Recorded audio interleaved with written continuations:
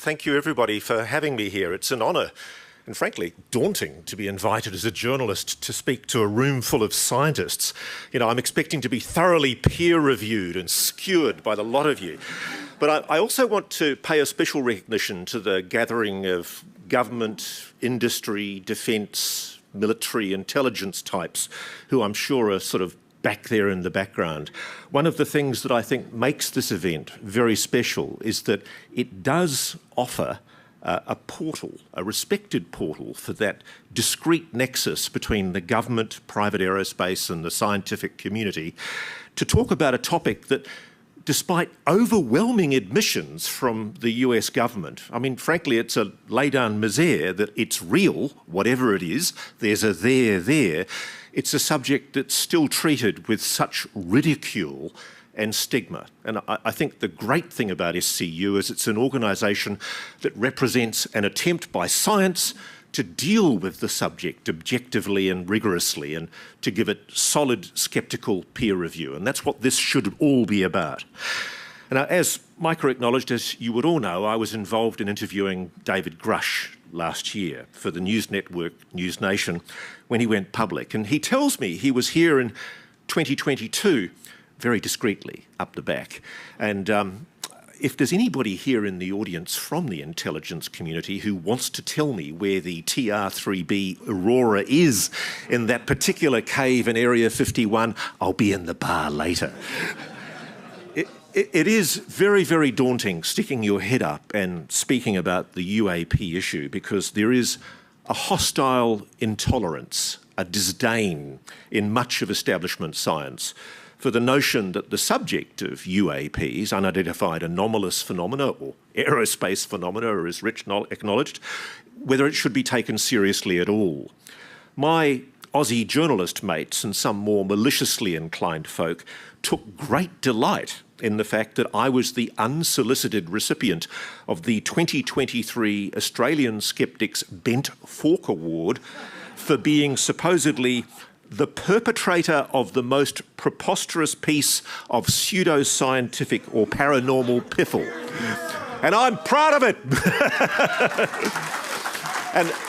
and this was all because the skeptics asserted dismissively I was claiming UFO conspiracies.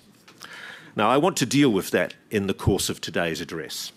Another lowbrow Australian newspaper tagged me as a UFO truther on the same basis. Just a wee hint there that I'm a UFO nutter. Both factuously smirking institutions made a very simple mistake. They didn't do any research at all before they made the criticism that many commentators have done on the UAP topic for decades. They defaulted to derision and ridicule on a subject that frankly no longer deserves that kind of treatment. There's a conga line of attention-seeking social media influencers and unhappy incels living in their mother's basement who spend their days trying to increase their likes and Reddit credits by attacking online anyone who takes this subject seriously. But I also think there's something more sinister going on, and this should be acknowledged. It's an official deception and manipulation going back decades. And establishment science, as well as the mainstream media and social media, have really no idea just how much they're being manipulated. 10 days ago, as many of you would know, Colonel Carl Nell, whose bio is formidable, ex-US Army Space Command, ex-Northrop Grumman, ex-Lockheed Martin, ex-Bell Labs, ex-multiple three-letter agencies, ex-deputy CTO for a $2 billion company, a former Reserve Army Brigade commander, a former senior advisor to the Vice Chief of the Army, a Deputy Chief of Staff to Combatant Command, the guy who advised Army Futures Command on the reorganisation of the Army Reserves, the biggest change since the 1970s. Formerly also with the Pentagon's UAP task force. He told a UAP investor crowd at the SALT conference, quote, "Non-human intelligence exists. Non-human intelligence has been interacting with humanity. This interaction is not new, and it's been ongoing. There are unelected people in the government that are well aware of that. And then he was asked by Alex Clokas, how confident are you that this is true? And quick as a flash, he was ready for that question. He said, there is zero doubt. And his comments that were then backed by a retired US Navy Rear Admiral, Tim Gallaudet. And he said, quote, I know he's correct with complete certainty. Why has society not taken this world-changing reality seriously? Partly because of a deliberate and systematic disinformation campaign by the US government, which has perpetuated the stigma associated with UAP. Like Carl Nell, I'm privileged to know both men, Tim Gallaudet is an exemplary former US military officer and public servant. He commanded the US Navy's Special Warfare Centre. He was the superintendent of the US Naval Observatory. He served on the staff of the Chief of Naval Operations and eventually became the oceanographer for the Navy. In civilian life, he's been the acting Under-Secretary of Commerce for the Oceans and Atmosphere and acting administrator of the National Oceanic and Atmospheric Administration, NOAA. Neither of these two well-respected individuals with many years of distinguished public service in our military are the kind of folk who recklessly propound conspiracy theories. So I think I'm in good company. And as they have done, I believe also that there is a non-human intelligence that's been engaging with this planet for a very long time. Implausible as it may seem, to many, on the evidence that I've been shown by first-hand witnesses, I've been independently apprised of sufficient evidence to reach the conclusion that there is, as confronting as I find myself saying this, there is a very high likelihood that the United States and other nations, particularly China and Russia, have recovered NHI technology, non-human technology, including craft and biologics. Yes, aliens. And there is an ongoing secret Cold War to harness reverse-engineered scientific advancements from that technology. Big call, but what Carl says, what Tim says, I totally agree with it. And of course, the inevitable response from the critics, and it's understandable and quite reasonable to ask this question, is where's the evidence? On its face, asking for the public airing of evidence to back such an assertion about a secret UAP retrieval and reverse engineering program sounds perfectly reasonable, just as the scientific method demands empirical evidence to prove any hypothesis. We all want to see the data to back these extraordinary claims. We all want to know every bit of detail about this alleged secret program. Why is it secret? Who oversees it? Who knows about it? Does the president know? What crimes, if any, are being done in America's name without Congress being properly informed? Are there agreements? Is the Admiral Tom Wilson memo authentic? Did the boss of Lockheed Martin Skunk Works and two top Pentagon generals really tell Tom DeLonge, the rock star, it was the Cold War and we found a life form? I find that an incredible story. And the amazing thing is that whole saga is revealed in a WikiLeaks leak. Emails from a White House staffer recording the fact that senior Pentagon generals were having a conversation with a rock star prior to the Trump-Clinton election campaign, discussing the possibility of disclosure. That's irrefutable evidence that requires investigation. And that's all I'm saying, I feel as a journalist, I'm obliged to do, to investigate it. If this is all true, it's indubitably a very cleverly kept secret. And as the gatekeepers well know, so much of that evidence, that data, is locked up in highly classified programs. most of the people overseeing those programs, I know, have no idea what's behind it. And the best trick of all, until recently, has been the way we've allowed ourselves to be so brilliantly deceived. The novelist Margaret Atwood once wrote, "The best way of keeping a secret is to pretend that there isn't one." And that's what I suspect unelected officials chose to do with what we will call, euphemistically, the program. They very deviously convinced opinion leaders in politics and the media and their shills on social media for years that there is no secret, that everyone's come forward and deluded themselves, or that they're lying, that they've dreamt up a cock and bull story about recovered alien technology, and for reasons best known to themselves, they're destroying their reputations by coming up and promoting a wacky conspiracy theory. Believe me, this is not good for your career. But clearly, the insiders advocating disclosure know something. They're not legally allowed to tell us about it. And even if they want to, they can't. And what most of the commentators also fail to understand is that it's not the general public that has to be convinced.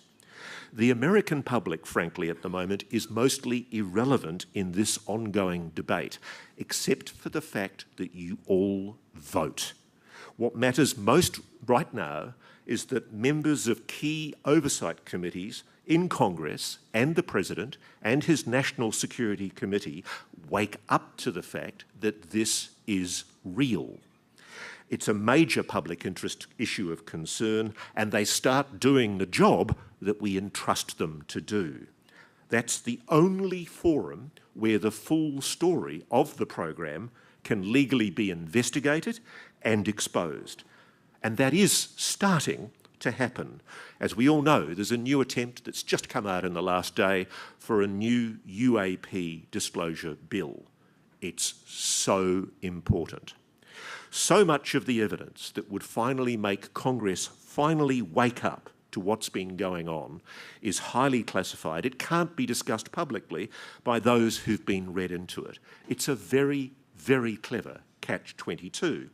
What do people want Coulthart to do when they demand that he publicly reveal his evidence?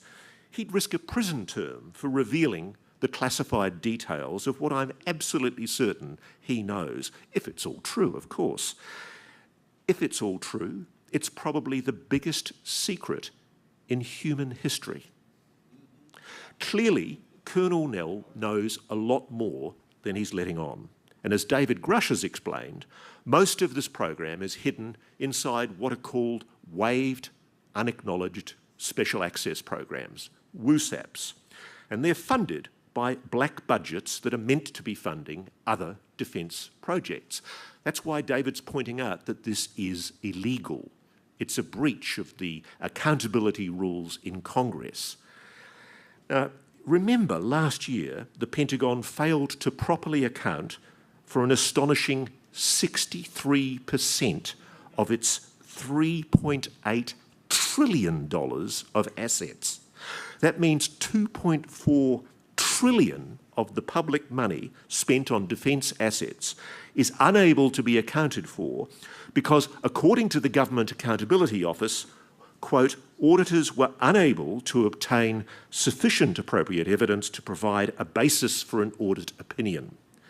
This has been an issue for GAO since 1981. And yet for most of the media, it's a big yawn, hardly worth the story. If Congress just started asking questions about why the Pentagon can't balance its ledger, the secret would break wide open. What Coulthart, Tim Gallaudet, and the other high-profile commentators on the UAP issue, Lou Elizondo, Chris Mellon, Eric Davis, Hal Puthoff, Jim Lukatsky, Colm Kelleher, Kit Green, Jay Stratton, and David Grush, what they're all constrained by, and the gatekeepers of this secret know this all too well, what they're all constrained by is the national security oaths they swore to protect. If what they say is true, then the irony is excessive government secrecy is being improperly exploited by the gatekeepers of this secret to conceal a national scandal from the Congress and the American public. These former defence and intelligence community insider commentators speaking out for UAP transparency, for your right to know, they're patriots. They think it's wrong that, as I've heard from one haughty, very senior aerospace executive on one occasion, so that some of the people guarding this secret disdainfully refer to the President, for heaven's sake, as a temporary employee. That's the attitude. They assert he or she has no right to know. At the heart of David Grush's allegations is the incredible claim that things are being done in America's name in collusion with private corporations with taxpayer money that may in fact be gravely immoral, illegal, perhaps criminal, with flagrant disregard for accountability to Congress, in fact, deliberate evasion. There are allegations here that must be fully investigated. The people pushing for UAP transparency respect the notion in Article 1, Section 1 of the US Constitution. I warn you, I'm a lawyer. All legislative powers herein granted shall be vested in a Congress of the United States, which shall consist of a Senate and a House of Representatives. 232 years ago, in 1792, a Major General, Arthur St. Clair, led an incredibly disastrous expedition into the Northwest Territories in which 700 federal soldiers were slaughtered by a confederacy of Native Americans. A special investigation was established, and that congressional inquiry created an extremely important legal precedent. It enshrined in law the idea that Congress does have the power to inquire into executive power. Before that time, it hadn't been realised that the Congress, which essentially makes laws, also has the right to inquire that the executive in government heeds those laws, obeys those laws. This oversight is at the heart of your Constitution. I studied to be a lawyer before I became a journalist, and I think the US Constitution is a thing of beauty. It enshrines rights that in my country, Australia, as in many English-influenced parliaments, they're not codified at all. Rights such as your incredibly beautiful First Amendment constraint that Congress, quote, shall make no law abridging the freedom of speech or of the press. My Australian Constitution does not explicitly protect free speech or freedom of the press. It's just implied, very, very weakly, in case law. I suspect that under English law, well, Colonel Carl Nell and Chris Mellon and Lou Elizondo, they'd be in the Tower of London by now, and the Lord High Executioner would have chopped off David Grush's head. About 8 years ago, I started thinking about writing a new book. Books are a bit like babies. You only start thinking about writing another one when you've forgotten the pain of the last one. I've had a very interesting career so far in public affairs, TV, investigative journalism and broadsheet newspapers, and I started thinking about what was the subject that was the one that everybody told you you shouldn't look at, the most stigmatised, the most taboo, but also the one that had the most obvious leads for investigation. And that story, of course, was UFOs, unidentified anomalous phenomena, UAPs as we call them now. There is no story more stigmatised in journalism. If it's covered at all, it's treated with ridicule and contempt. And I could never understand why, frankly. Yes, there are some mentally ill people who are drawn to this subject, but it's always struck me how so many UAP sightings witnesses that I meet are credible, often highly intelligent people describing something anomalous that baffled and sometimes even scared them. Numerous times in the last few decades, in my career, I've taken calls from people, first-hand witnesses, telling me they've seen UFOs, UAPs. Many claimed to have seen intelligently controlled craft, clearly not human technology. And I have to admit, I treated them with ridicule, dismissiveness and stigma.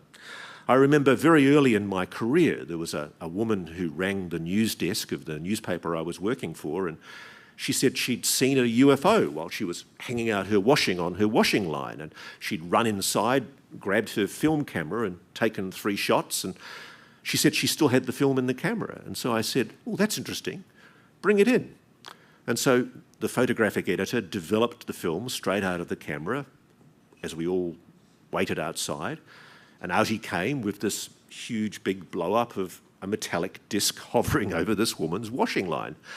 And I freely admit I was a young buck in the newspaper and I was very excited, and I took it to my editor later in the day and I said, look at this, we've got a great story.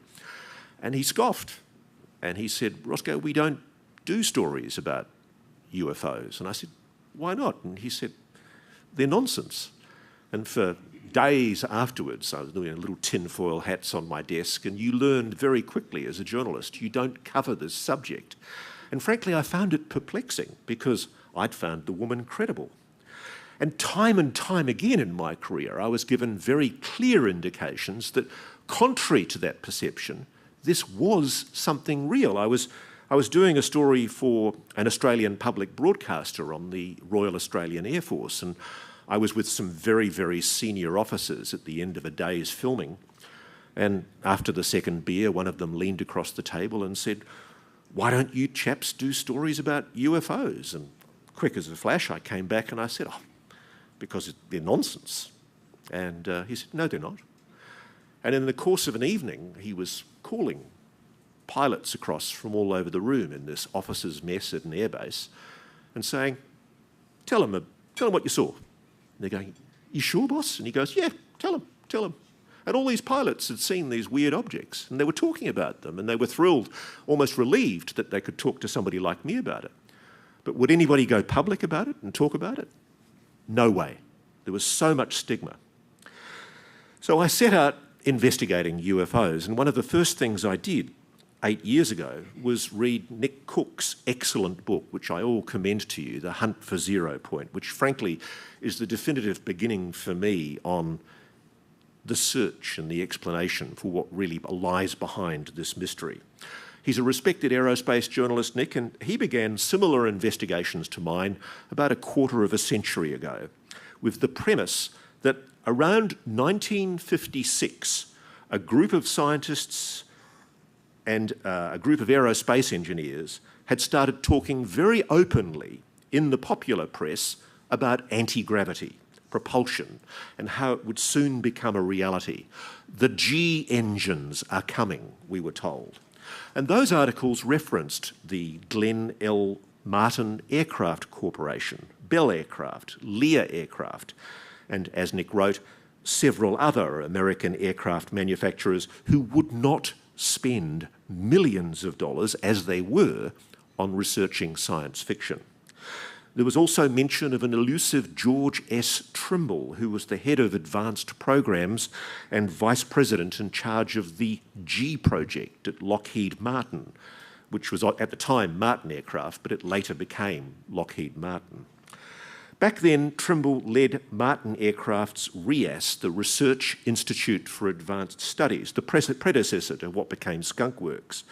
And it was also clear Trimble had a background in highly classified advanced physics concepts. And Nick, to his enormous credit, pieced together that Trimble had put together a team in 1957 researching anti-gravity. And yet 2 years later, all these stories started appearing in the popular press where Trimble was making the extraordinary claim that the conquest of gravity, quote, could be done in about the time it took to build the first atom bomb. Now, there were also fascinating early references around this time in academic journals to electrogravitics research, tantalising suggestions from excited scientists that developments were underway in secret that had profound implications for the human race. Respectable scientific journals were referencing the work of Thomas Townsend Brown, claiming that in experiments which had been peer-reviewed, he'd achieved anti-gravitic effects cutting weights by as much as 30%. And one very interesting aspect of T.T. Brown's work was that when he'd arrived at the best shape for an anti-gravitic craft, intriguingly, it was disc-shaped. Yet that supposed scientific breakthrough didn't happen. It's never happened. And if you allow 5 years or so for an equivalent program to the atomic program, it should have happened in the early 1960s. And so Nick's book had left us with the tantalising probability that there'd been sometime in the mid-50s a breakthrough in anti-gravity propulsion that was quickly suppressed by the military or by the government. For a very brief moment, scientists had talked openly about it and freely about the dawn of a new age, huge implications for mankind. And then, bang, the door closed and everybody shut up about it. My dilemma as an investigative journalist was that, assuming such a secret program existed, how on earth could I possibly track down these scientists, private aerospace workers, military and intelligence officials who might be involved in such a program? And moreover, how could I make them receptive to a quiet chat? And how could I protect them as sources if they chose to speak to me? And I was only too aware of just how totally compromised modern communications are. I was involved in Australia in breaking a world exclusive story about the existence of a communications spying system called Echelon, where under the UQUSA agreement, the UK-USA agreement in which Australia, the UK, the USA, New Zealand and Canada participate, there'd been a secret code-breaking agreement since the Second World War, but that had also morphed into a communications spying system where quite literally we were tapping not only the undersea cables, we were also intercepting satellites and listening in randomly to communications and sifting through billions and billions of communications all over the world with this sophisticated computer system that could pick up not only words but even accents. And that revelation shocked me, that how wide open modern communications are. More recently, I did a story for Australian 60 Minutes about a breach in mobile phone security that still exists called SS7, Signalling System 7. The story was eventually run on CBS 60 Minutes here in America. And what that revealed is that there's essentially a hack built into mobile phones that allows anyone with knowledge of this hack to listen in to any call. And we demonstrated it on national television. So how could I communicate with these people without compromising them? I reached the conclusion that the only way to do it safely was to find out who they are and where they lived and write them a letter. And that's what I did. I wrote 160 plus letters and mailed them, and it took months, but I waited. So to figure out who I was writing to, what I did was I read, listened and watched pretty much everything I could that referenced this purported dark, secret history of anti-gravity. I combed esoteric scientific papers for key words, and I looked who were the military R&D geeks, which companies won the most interesting looking contracts, who studied advanced physics at universities, reputable universities, and then disappeared. And some of the same names started appearing. I just treated it like any other investigation. Not necessarily with the assumption that this program existed, but if it did exist, how would I find these people? And once I'd compiled an open source list of those scientists and commentators and anybody else who I thought might be useful, I got the list going and started writing letters. And even at that stage, though, I was still sceptical. I have to admit, what I expected to find at the end of the rabbit hole was a secret US black military program that was building conventional advancements in aerospace technology. I figured it was a good story to blow all this UFO baloney out of the water. I was going into it with the full expectation it was complete nonsense. I started getting letters back, to my amazement, quite quickly. And a few of those who responded early on very sternly told me never to call them or write them ever again, which was quite instructive because I then realised who they were and where they were, and I started intensifying my focus on those particular institutions. A lot of other people were very chatty. Some told me to talk to friends of theirs, and I soon built up, quite frankly, an enormous database of names. And the important thing, and I think this made a difference, was that I left no electronic trail, because the worst thing you can do as a journalist is burn a source. It kills you. Nobody will ever trust you again. Early on, I was astonished, absolutely astonished to see in my reading just how much evidence there is in public records in plain sight to show that very senior military commanders very early after the Second World War clearly concluded that the phenomenon behind UFOs was intelligently controlled craft. In fact, they were seen to be, quote, evasive when sighted by friendly aircraft. I'm citing here the quite extraordinary Twining memo of September 1947, in which Lieutenant General Nathan Twining, the head of the US Army Air Force Air Materiel Command, acknowledged the flying discs being seen by many witnesses in US skies at the time were, quote, something real and not visionary or fictitious. And the general reported that the way these objects behaved clearly indicated that they were controlled, either manually, automatically, or remotely. And his memo records objects, perhaps craft, that multiple witnesses saw as metallic, elliptical in shape, flat on the bottom with a dome on top, classic flying saucers, confirmed by a commanding general. I was also struck by how blatantly an active official deception operation on UAPs was admitted in the declassified military and intelligence archives. It's not well understood that the dismissive debunking strategy towards UAP sightings by the US Department of Defense is part of an official policy developed 70 years ago by the CIA's so-called Robertson Panel.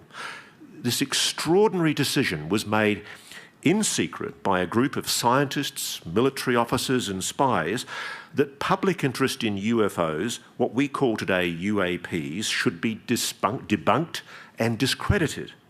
And a secret report was prepared for the CIA recommending a mass media campaign that would strip UFOs of their so-called aura of mystery.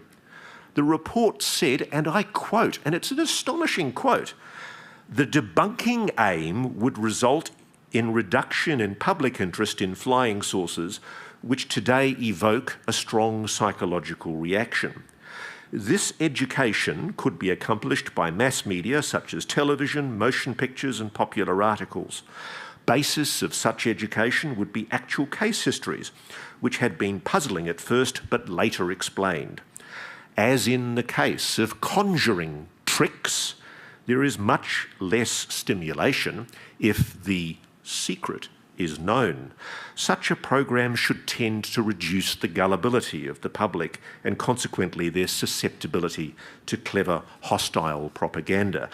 Now, obviously, the official explanation for why the CIA talked explicitly about tricking the American public is this idea that all of this public reporting of UFOs was causing a huge drain on the Air Force's time because they were having to investigate them. And so they were arguing that we should suppress this in the public interest because it was making a national security threat, because then they wouldn't be able to focus on the real UFOs. But to me, that's a completely nonsensical argument, because if you think about it, you want your public to be alert and alarmed. You want them to report any kind of anomalous phenomena.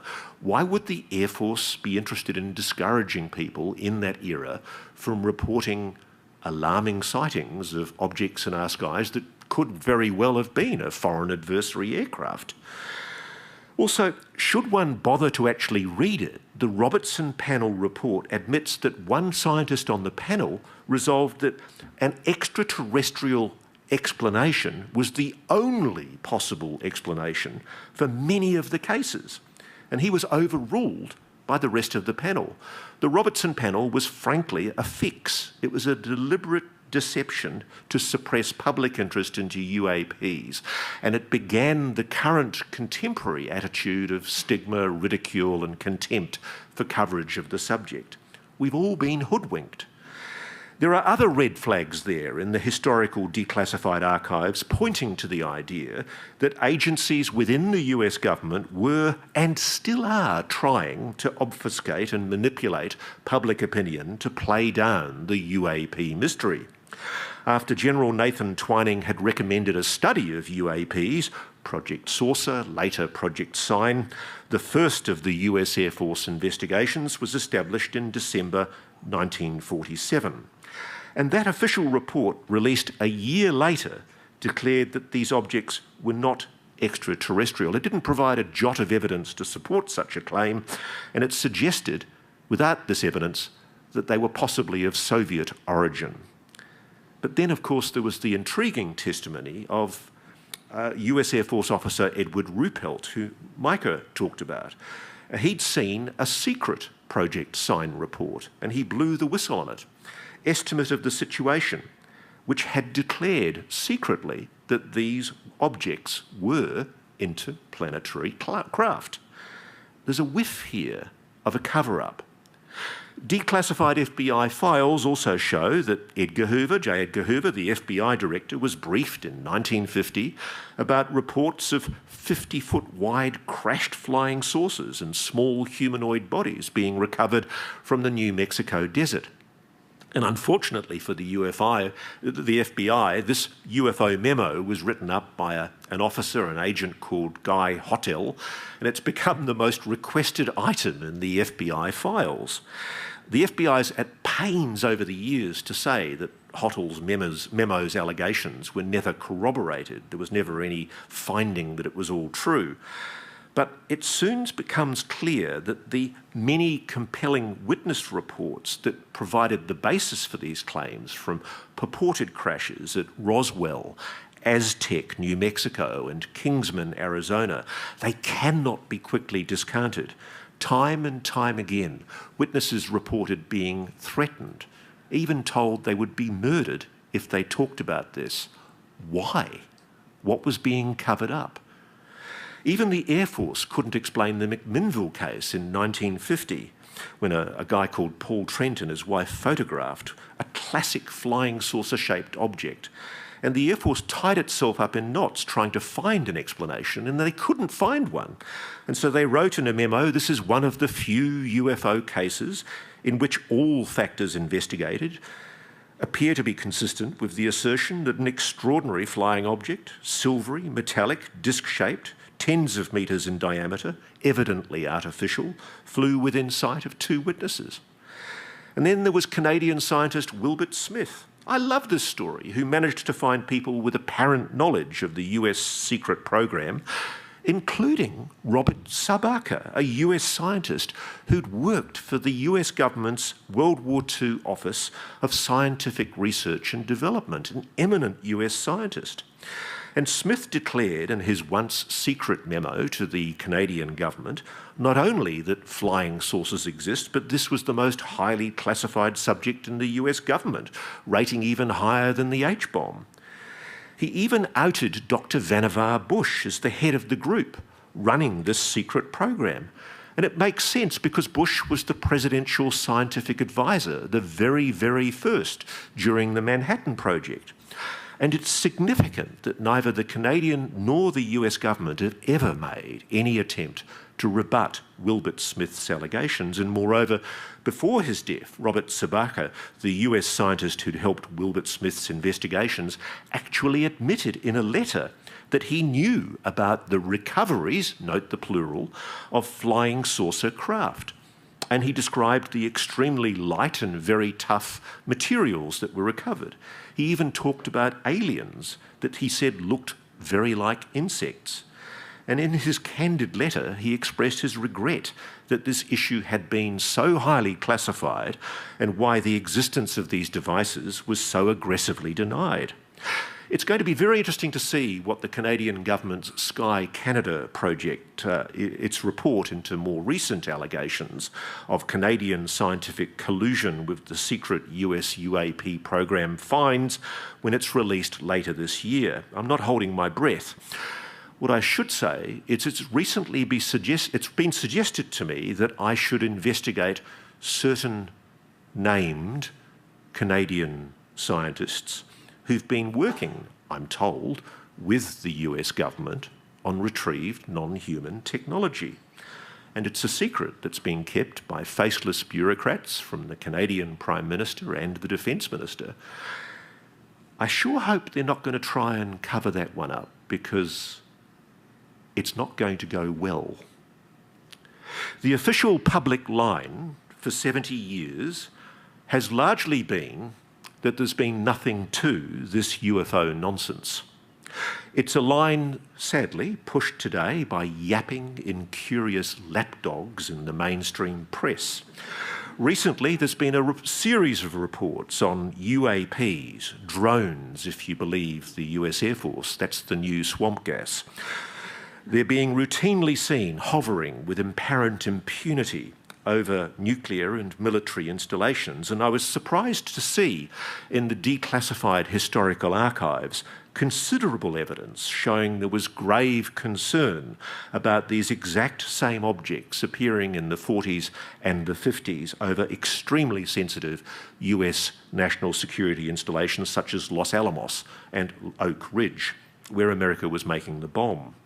Scientists and military working there were seeing these objects frequently, and Air Force investigators admitted, quote, "Here we run out of even blue yonder explanations that might be tenable, and we're left with numbers of incredible reports from credible observers." Something is monitoring our most secure national security installations. That's a scientific fact right now, as the US Air Force's own paperwork shows, and it's been going on for 7 decades. Why is it not recognised as way strange that the US Air Force today reluctantly admits a worrying pattern of ongoing UAP sightings over key US Air Force bases and nuclear installation sites, which are a clear and present national security risk, and yet it hasn't provided a shred of evidence to back up its weak claim that these are somehow drones from a supposed foreign adversary government. Drones that have been seen to hover in the air against the wind at extraordinarily high altitude for days at a time in remote oceans hundreds of miles offshore, miraculously avoiding capture by the most powerful military on the planet, that I remind people has spent tens of millions of dollars on developing anti-drone technology. For that matter, why is so much of what the government knows about the supposed balloon shoot-downs over the continental USA last year still so highly classified, especially that Alaska object, which I do believe was anomalous? Another sound reason to take this issue seriously is to look at the calibre of the former government officials who were coming out 70 years ago pushing for UAP transparency and suggesting that the government was hiding something. Carl Nell, Lou Elizondo and David Grush have illustrious predecessors. The founder of NICAP, the US National Investigations Committee on Aerial Phenomena, was Thomas Townsend Brown, the chap I mentioned earlier. The founding director of the CIA, this is the one I love, Vice Admiral Roscoe Hillenkotter, a hugely experienced naval intelligence officer, a former commander of the USS Missouri. Within a year of leaving his CIA job, what does he do? He becomes a UAP transparency advocate.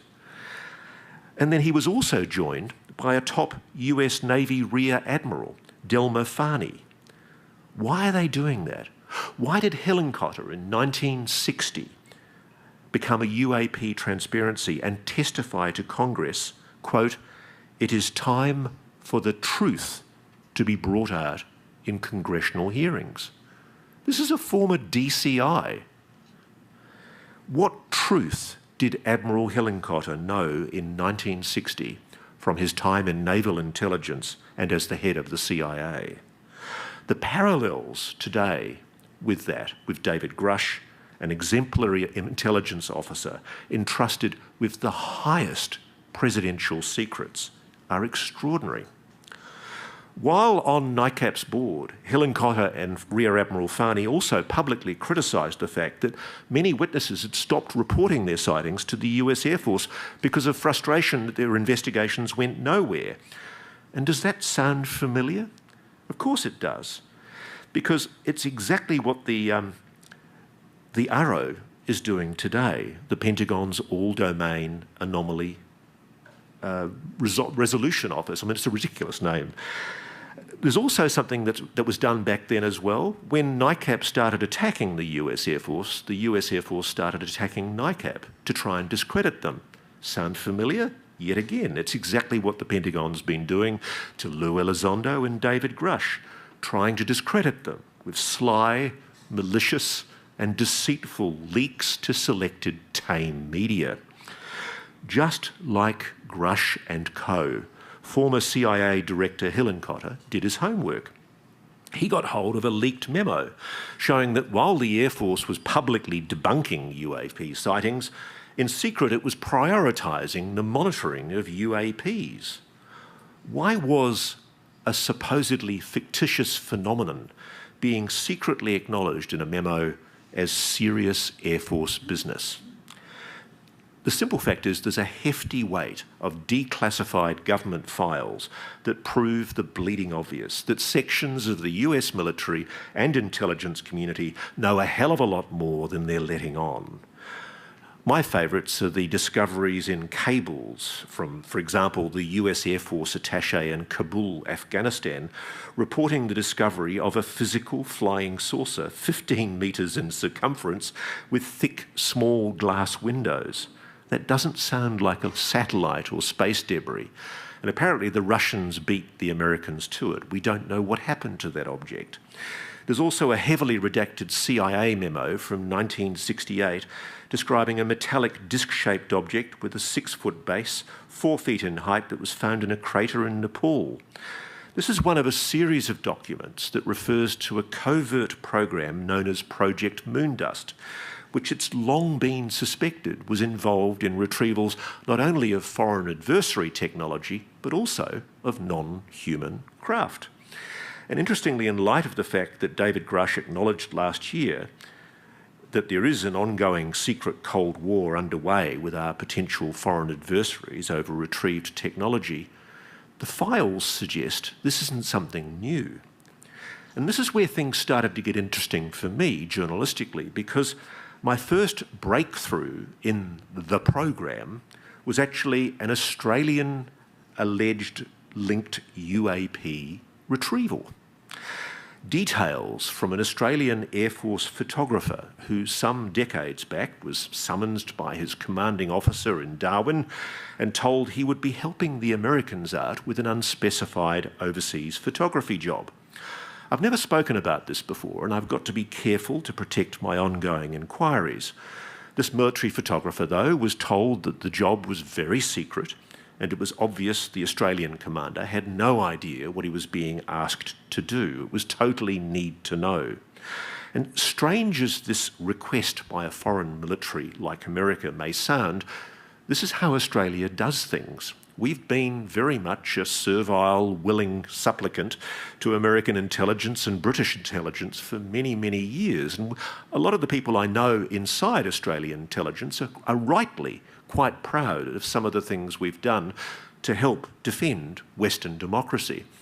But we've also done some stupid things. And one of the things I covered and reported for Australian TV in 1994 was a huge expose about our secret service, ASIS, the equivalent of the CIA.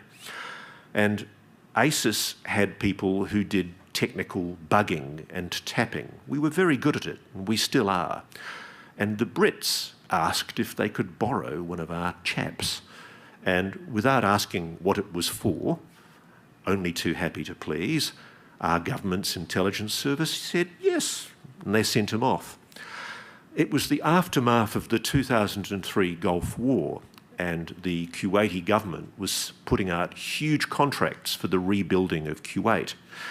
And what I learned from one of these technical operations guys was that he had bugged the Kuwaiti government officers for MI6, the British SIS, so that the British could win commercial contracts, against the Australians.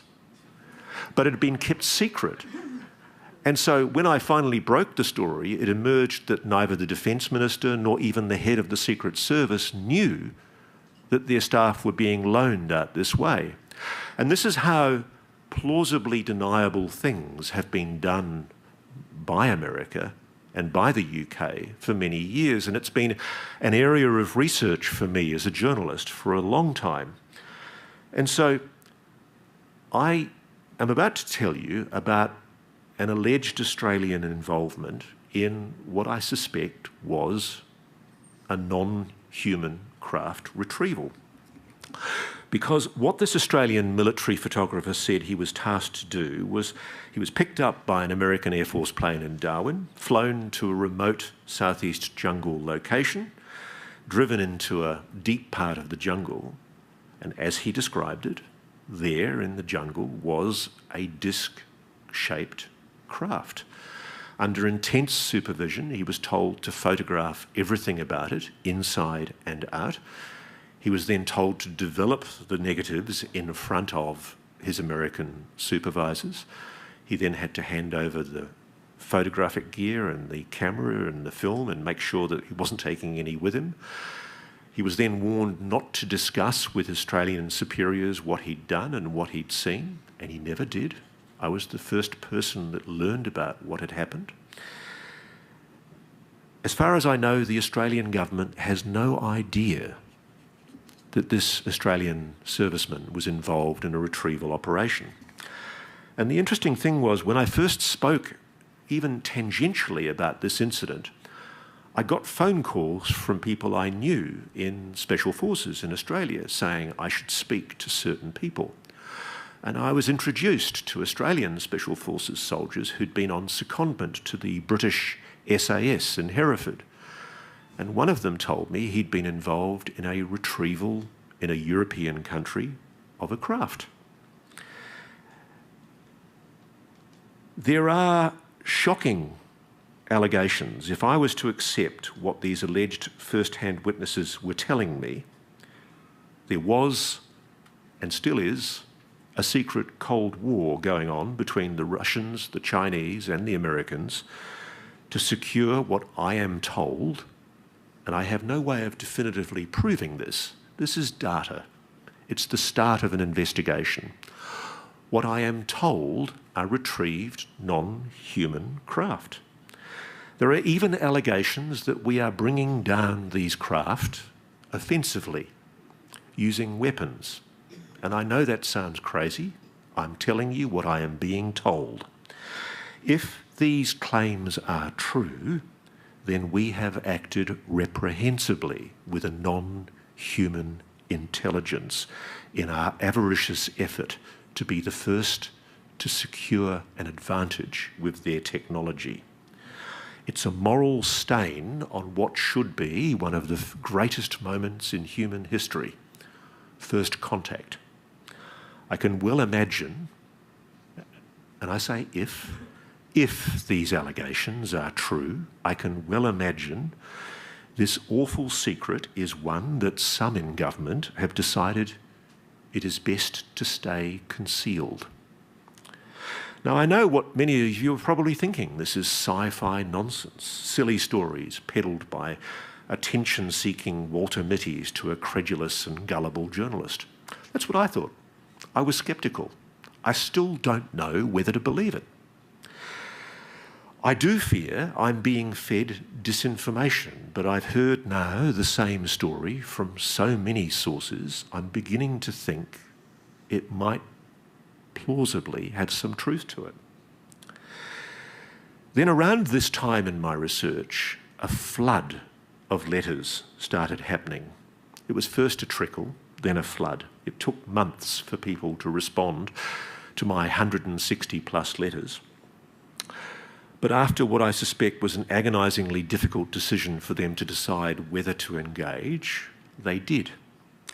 And I began speaking to some extraordinarily clever, and I say this on their behalf, patriotic people. People who love their country, love and respect their constitution, honour their national security oath, but think you've got a bloody right to know about what they know. And I'm angry on their behalf. I will die in a ditch if need be, I'd rather not, to protect the anonymity of the sources I spoke to and am still engaging with. But one of them I can name, because he authorised me to. He called me on an open line out of the blue, and I could barely believe who he was. Because if I was to think of the one person who I wanted to speak to me, it was him. His name was Nat Kobitz. He was the US Navy's former long-time Director of Science and Technology Development, their chief R&D scientist, their chief geek for many years, for over 30 years. He was a beautiful, wisecracking, 92-year-old Brooklyn Jewish scientist with a beautiful sense of humour. And sadly, when I caught up with him, he was dying from cancer. And fate dictated that I caught him at the perfect time. He was sitting in his Baltimore home, bored out of his brain, with too much time on his hands, and here was this Aussie journalist asking him about the work that he'd done as part of the greatest generation with the US Navy's R&D division. He was fiercely proud of what he achieved, and so he should be. And over several months, he finally opened up to me about what he was, on his own admission, read into. He was briefed on the program.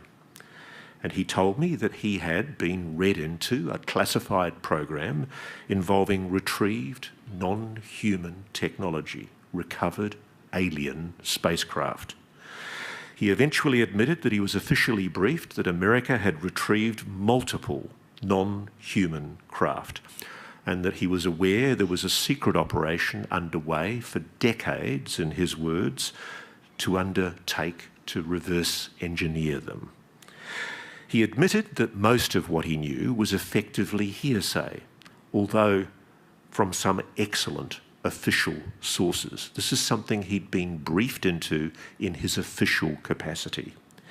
He did admit that on one occasion he was flown to Wright-Patterson Air Force Base, literally taken deep underground, taken to a secure room and shown what looked like some kind of bulkhead from a craft which he believed was constructed in a way that defied conventional explanation. The craft's skin and inner bulkhead were composites bonded at an atomic level. He suspected it was non-human intelligence technology. But being the scientist he was, infuriatingly, he wouldn't say to me it was alien tech. He would just say it was something he had never seen that any human could make. Nat was a patriot. He was a decent, honourable public servant. He respected the fact that this program was being kept secret for a reason. But as a scientist, he also recognised that the American public, and especially Congress, had the right to know what was being done with taxpayer dollars. And he frankly told me that as far as he knew, there was no good justification for keeping it secret. So he never told me why he'd actually done this. But shortly after he passed from cancer in 2020, I started getting messages and calls. And it turned out he'd basically told people to get in touch with me. I found it very, very difficult to accept a lot of what they told me. I still do. I find it mind-blowing that I'm in this position as a serious insect journalist who spent his career investigating crime and corruption, that I'm on the edge of what is the most fringe subject in the world. But every single one of these people that Nat put me onto was talking about one thing: the program. A highly secret, very, very, very carefully compartmentalised retrieval effort of non-human technology craft, and an identically highly protected reverse engineering program being conducted in secret facilities across the United States. Retrieval teams rigidly compartmented.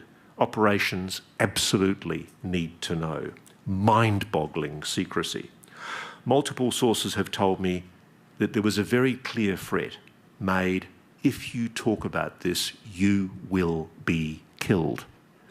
And there are allegations. David Grush has made them as well. I have been told by multiple people that people have been murdered to protect this secret. Make of that what you will. As we all know, politicians, scientists, intelligence community and military whistleblowers are now openly accusing the US government of a massive, decades-long cover-up. They're suggesting the world has been egregiously misled in a deliberate disinformation campaign designed to suppress interest in a phenomenon that, contrary to its public position, the US has always, in fact, taken very seriously indeed. And throughout 2023, as we all know, there's been a determined effort by a bipartisan group of very senior US politicians to try and get legislation through the Congress to force transparency and disclosure provisions into America's annual defence budget.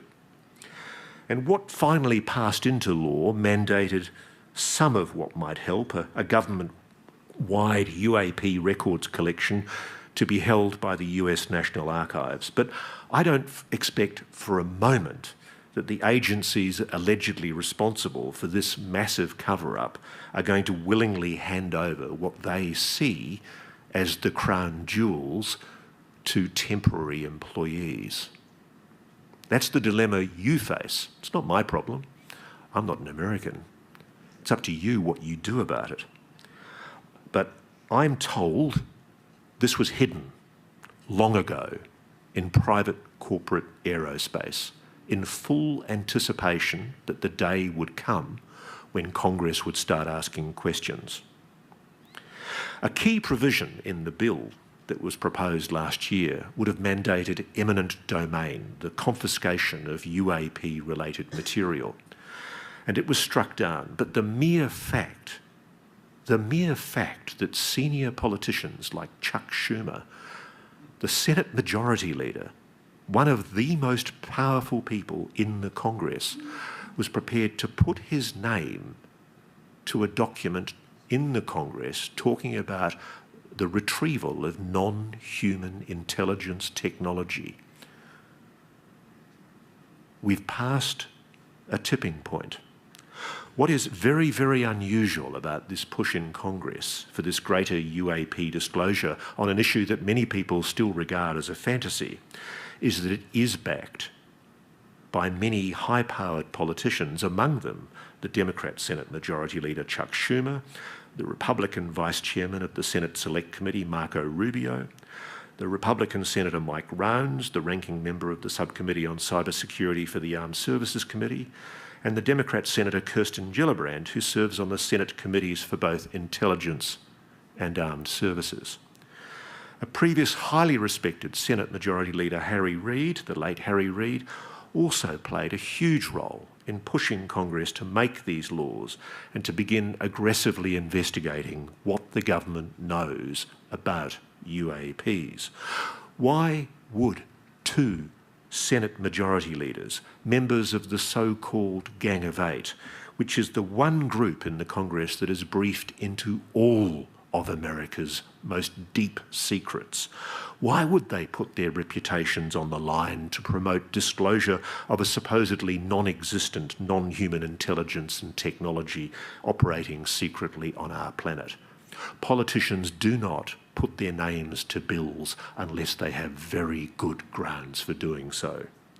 And there are also lower house politicians pushing for public congressional hearings into UAPs, just as happened in the 1970s Watergate and Church Committee hearings, where whistleblowers would get their chance to testify under oath. And after the Pentagon's UAP Investigation Office, ARO, issued a report in February categorically denying the existence of illicit UAP efforts with retrieved extraterrestrial technology, Senator Gillibrand pledged that she wanted public hearings. She said it's definitely not case closed.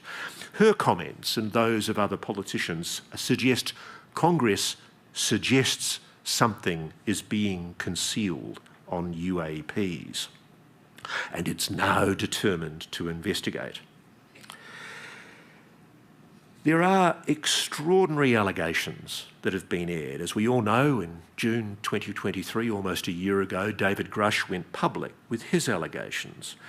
He basically alleged on both the debrief and also on News Nation with me that the US is running a secretive UAP retrieval and reverse engineering program, and that it is in possession of non-human technology, including craft, along with their dead pilots, biologics, yes, aliens. That's David Grush's allegations. And he filed in 2022 a whistleblower complaint with the US Intelligence Community Inspector General. And this has been so misrepresented. Categorically, the US Inspector General of Intelligence and Security, he's the US Intelligence Community Inspector General. He deemed all of David Grush's allegations, including his allegations of a retrieval and reverse engineering program, as urgent and credible. There's been an attempt to suggest that it was just in relation to his allegations of reprisals. That's not true.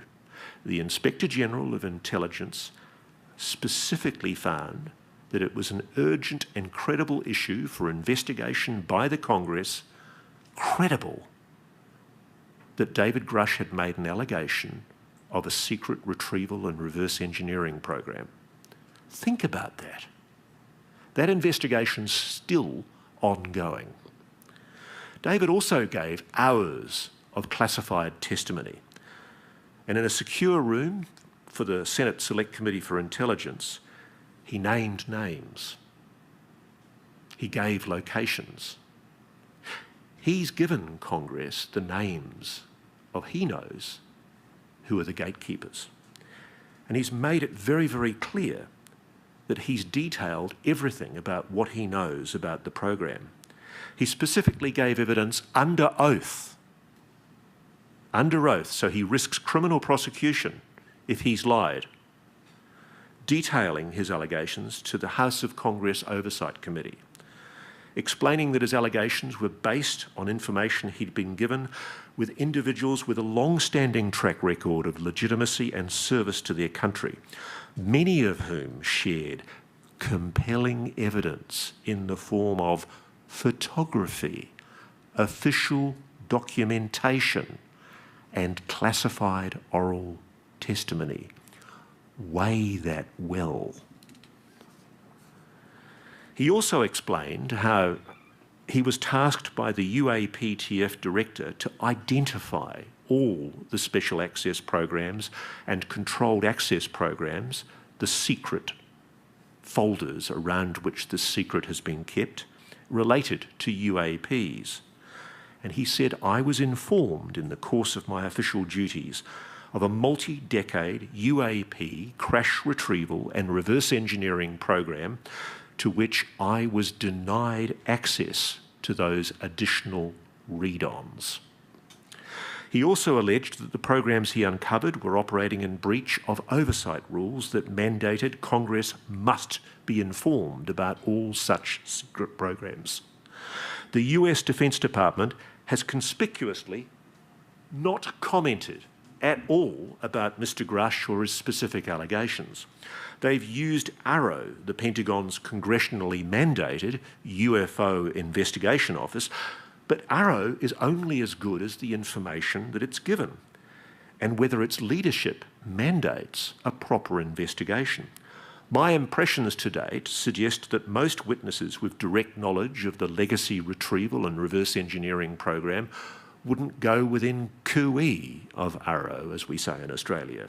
They just don't trust the Pentagon to investigate its own dirty secrets, which led to AARO declaring in a report earlier this year that it hasn't found any empirical evidence that any sighting of a UAP represented off-world technology or the existence of a classified program that had not been properly reported to Congress.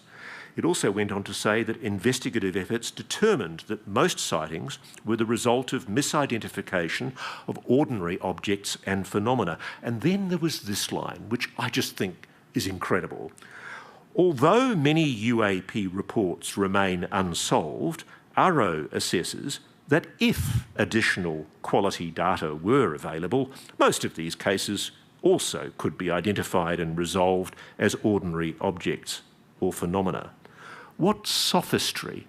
AARO is suggesting that it's able to declare, on its own admission, it has no evidence to back such a claim, but it's asserting that most of these other unsolved cases would be capable of prosaic explanation. I'm sorry, but such a contention is unscientific and it displays a lack of objectivity. How can you reach any conclusion until the empirical data has been collected and assessed? It's an express admission that AARO was prejudging the assessment. The report, frankly, was a total joke, and I know some AARO staff are extremely embarrassed by its findings. Many commentators have since criticised the report, including senior politicians in Congress, because AARO, the Pentagon, did not do a proper investigation into the allegations raised by David Grush and many other witnesses who've testified to the Congress in secret. And conspicuously, this is so important, there has been no specific public response to David Grush's allegations from the independent Office of the Director of National Intelligence, the ODNI. That's the independent intelligence czar that, since the catastrophic intelligence failures of 9/11, oversees and coordinates all US intelligence agencies. In fact, its annual report in 2022 appears to directly contradict AARO because it made the finding that UAP events continue to occur in restricted or sensitive airspace, highlighting possible concerns for safety of flight or adversary collection activity. It also said UAP pose a safety of flight and collision hazard to air assets, potentially requiring aircraft operators to adjust flight patterns in response to their unauthorised presence in the airspace, operating outside of air traffic control instructions and standards. And it also said UAP continue to represent a hazard to flight safety and pose a possible adversary collection threat.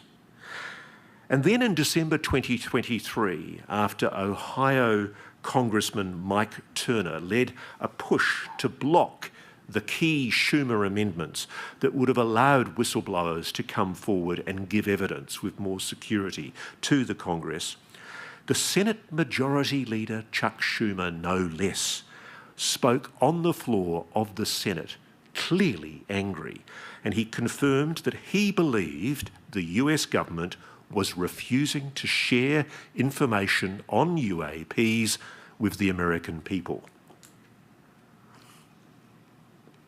Senator Schumer said, UAPs are of immense interest and curiosity to the American people, but with that curiosity comes the risk for confusion, misinformation and mistrust, especially if the government isn't prepared to be transparent.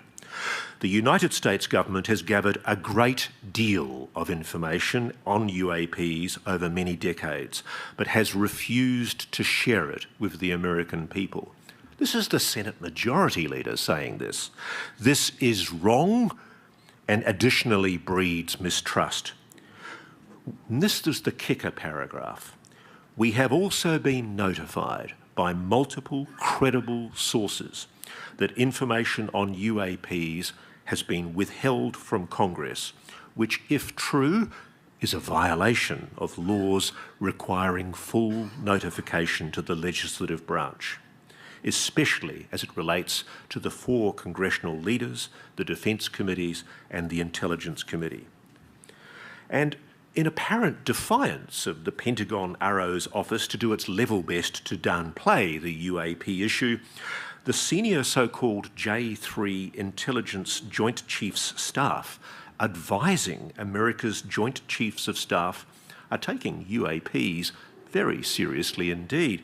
In an FOI Act request obtained by researcher Douglas Johnson, there are orders that were sent out to all US military commands in May 2023 that mandated the collection of all UAP data.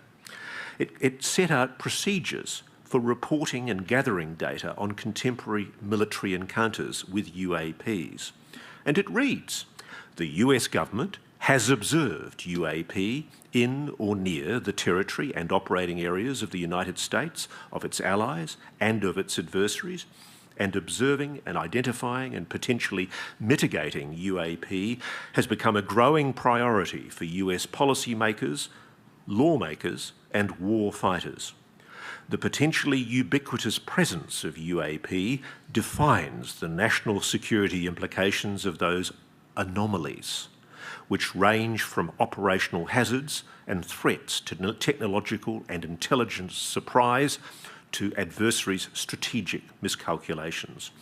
It is imperative that DoD provide UAP incident, incursion and engagement for the department's detection and mitigation of potential threats, exploitation of advanced technologies, and informing policymaker and warfighter decisions. That is not a Pentagon that is disinterested in UAPs. And the explicit reference to the national security implications of those anomalies in the Joint Chiefs document puts the Pentagon's most senior commanders in apparent conflict with the bullshit report from their own UAP investigation office. It's history repeating itself. While one arm of the Pentagon publicly dismisses UAPs, it's behind the scenes being acknowledged as a grave national security threat. Now, you're probably getting very sick of listening to me by now. I sure am. But before I finish, I want to tell you about an initiative that I'm involved in back in Australia. The Non-Human Intelligence Research Institute, NHIR.org. It's been founded with the extremely generous support of an Australian neuroscientist and businessman called Dr. Anton Uvarov. It's the first organisation of its kind in the Australasian region. We plan to fund collaborative scientific research projects into unidentified anomalous phenomena. And we are very interested in funding generously collaborations with scientists worldwide. We're already working with Dr. Beatrice Villarol, who I know is presenting at this conference, to assist her superb research into so-called astronomical transients. Another planned project is the construction of absolutely state-of-the-art observation stations that will be placed in UAP hotspots. These will be mobile, using absolutely best-case, top-of-the-line technology. We hope they will collect extensive data on UAP. So if anyone here or anyone watching thinks they have a scientific project that might help us crack the mystery of UAPs, and you're interested in pitching for NHIR Institute's funding support, and I can tell you, Anton's deadly serious. He wants to support good science. Let's talk. We think it's time to stop waiting for governments to admit what they know. We plan to science the truth. There's a pile of my cards here. Don't hold back. Thank you very much.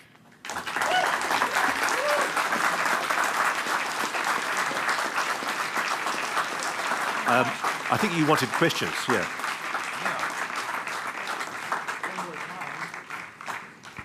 Yeah, one more time, Ross Coulthart. What an incredible way to kick off the 2024 AAPC conference. Now, we're going to do a few questions. I think we've got just enough time, don't we? We're a little behind schedule, but hey, he had a lot to say, didn't he? I'm so sorry if I wabbled on. Yeah. Now, with the questions, I do want to quickly say, and I'll say a little more about this later, that we're all using the Whova app. Most of you probably got emails about this with updates. It's probably the best way for you to include your questions, but there are also little cards on the table where you can do it the old-fashioned way, like Ross would do, right? Write it down and put it in the mail. So, indeed, and that's obviously very effective. So if you'd like to write on your cards and pass those up to the front, I think that Rich and some of the folks are going to be helping to get those up here to me. I'm going to start, though, on a few on the Whova app, and I'm going to give you a little briefing tomorrow morning, by the way, about how that works. For the time being, let's kick off with this one, Ross. We have the following question. It seems that most people active in the UAP arena have given up on challenging the mainstream media's wholesale shunning of the UAP topic. Do you believe it's a lost cause, or do you, and they emphasize this, do you honestly think mainstream media can be brought around to cover the topic appropriately? You know what? I don't think mainstream media matters anymore. One of the things that I'm fascinated by as a journalist is I think I'm personally responsible for the decline of hot lead in newspapers, film in television. Every single thing that I've used to report in journalism has gradually gone defunct during my career. And of course, the real reason is because of the encroachment of the internet. What has happened is this incredible secret, and it is a secret, it is real, has been kept because at the very time that we need quality investigative journalism at a level we've never seen before, the money that used to provide rivers of gold to the great newspapers and the huge TV stations, it's not there anymore. And most of the media networks are just, they're sniffing vapours, they're running on empty. They don't have the huge investigative staff they used to have. When I first started in newspapers, I was one of probably 20 investigative reporters in my newspaper. And now I'm often the only reporter doing investigative journalism in an entire TV network. There's no money anymore. And so when you go to a boss and you say, as I did once, I want to go to the United States and talk to a guy called Chris Mellon, who tells me that there's a really interesting story about UFOs. Not only did I meet with hostility to the whole idea because of the embarrassment about the stigma of UFOs from the boss of the program I was working for, it was also cost. These things cost money. Most of the people I've persuaded to talk, I've only persuaded them to talk by sitting down and talking to them. The process of travel, the process of exposition, that takes work. And that great era of investigative journalism, where great papers like the New York Times, the LA Times, the Boston Globe, I mean, it's a beautiful period in American journalism, but it's over. And it's why you're not seeing a lot of good quality journalism anymore on a lot of issues in the American media or in my media. And so I've given up lamenting the failure of mainstream media because it's not their fault. I've spoken to editors about this. A lot of my friends are now editors of major newspapers or TV networks, and they're pained by the fact that they don't have staff to deploy to go out and investigate stuff. But what is interesting, and I've learned this for myself, I put an interview up with Gary Nolan late last year, just almost just as a filler, Channel 7 said to me in Australia, look, if you've got any interviews you think are interesting that people might want to watch and we can put it up over Christmas. It's been watched nearly 3 million times. The last time anyone in the media had ratings of 3 million was probably 40 years ago. What's happening is media is moving online, and online is incredibly powerful. It's much more powerful than mainstream media. I routinely, on podcasts that I do, or on shows that I do like Reality Check on News Nation, we outrate major networks on national television, because there's an audience from all over the world that even if they're not getting it in mainstream media, they want it and they're interested. There's a wisdom of the crowd on this subject. They want to know what's going on and they smell a rat. Indeed, well said. Here's another question. This comes, there we go. Yeah, we've got time for clapping. We've got a question that comes from here in the audience this evening. Ross, what does it mean for the Scientific Coalition for UAP Studies' methodical approach to characterizing UAP, the slow, steady, and empirical approach, in other words, the scientific method, and how long it often takes to evaluate things scientifically if what Ross describes turns out to be true? And I say if, I always concede there is the possibility that this is some incredible mass disinformation program, that the dozens of people I've now spoken to about this have been set up by, I don't know, Office of OGA and the CIA or whoever. I doubt it. But what does it mean for science? What it means is we've just got to keep on digging. I mean, it's there. It really is. I mean, the incredible thing is I've had conversations with scientists in the program who are angry that they can't do what we're all doing here, sharing and discussing ideas, which is the fundamental idea behind good science, peer review. My understanding is that a large part of the technological breakthroughs that should have happened with this technology, if this is true, haven't been able to be achieved because, frankly, we haven't been able to share ideas with other scientists, particularly in materials science, who might be able to advise how things are constructed. I spoke to one guy who told me he'd worked for 20 years on one particular object, but it was so compartmented he'd only ever been able to look at videos and photographs and descriptions of the object. He'd never been allowed to physically touch it. Think about that. And every year he would come to his office, sit in that office, and he wasn't allowed to talk to the people in either office either side of him and discuss what it was that he was working on, and neither were they. This whole program, if it exists, of course, is so heavily compartmented that it's constraining the discovery of scientific advancements that could benefit all of humanity, not just a select group of people in private aerospace who I suspect have made the decision that this is theirs. Our next question here, we're getting quite a few about some of the recent amendments and the bill language that's appeared actually fairly recently. This one comes from folks online. What are the odds that Congressman Robert Garcia's proposed amendments to Majority Leader Schumer's UAP legislation will face significant revisions or get gutted again before it passes? I think it will at the moment, because there is I don't know what it is. I mean, I love coming to America. I've come here pretty much every year, multiple times a year for the last 35 years. And I've seen a change. When I was a little boy, I loved the fact that there was this Apollo space program that had been achieved by this amazing country, America, that had made incredible technological achievements. And so much of it happened here in Rocket City. And I was very lucky. A good friend of mine organised a VIP tour for me of the Marshall Space Centre this week, and I went and stood by the test platform where Wernher von Braun tested his first rockets here in America. It was history, an incredible era where, you know, some of America's greatest generation achieved technological achievements that are just absolutely mind-boggling. But right now, America feels broken. It feels like it's lost its way. And it's really interesting because what could single-handedly motivate America? You need like a Manhattan Project. Nothing could do it more than to be able, and this is what I find bewildering. I've asked so many people, including quite senior people, who've rung me, knowing that I will, obviously, even though they're telling me things that betray the fact that they know full well they're admitting the existence of a program.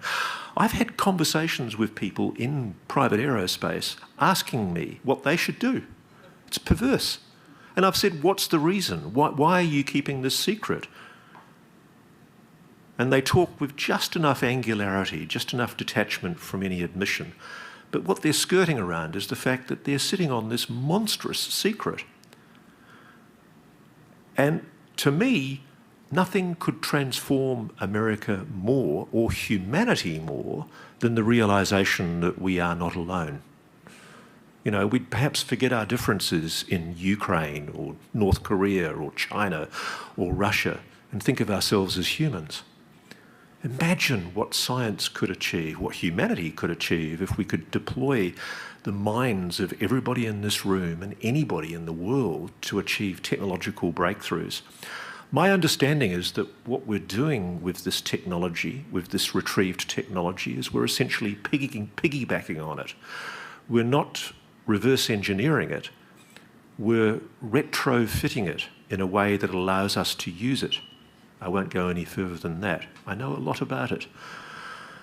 And by the way, if anybody ever did decide to push me under a bus, believe me, every name of every person that I've been told, I haven't been able to verify it, so I can't publish it, everything I know will be published by multiple people who I've sent copies of what I have all around the world. I'm mindful of the fact that I do know people have been murdered. And that's a big call, I know. People have been murdered to protect the secret.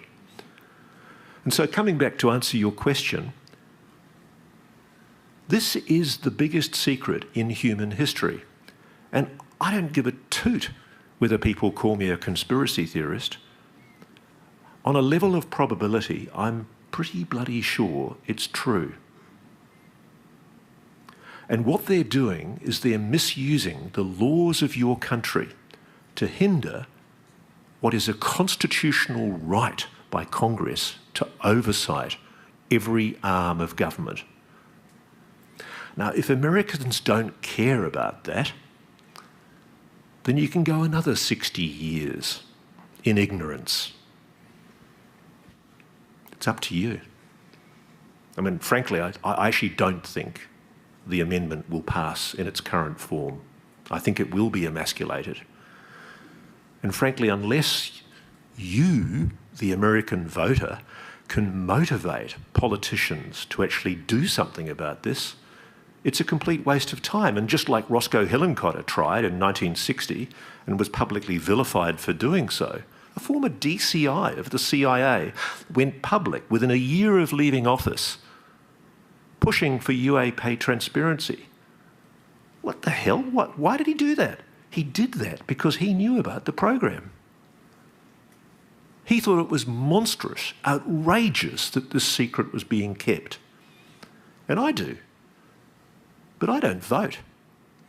But I happen to think that America, the greatest generation, showed in this town 60 years ago things that me as a little boy, I loved it. It inspired me. You as a country can do great things, and you've lost your way. It's as simple as that. This is an issue that goes to the absolute heart of what you've all been told, you know, your country is great. That's a load of steaming bullshit right now. You're failing.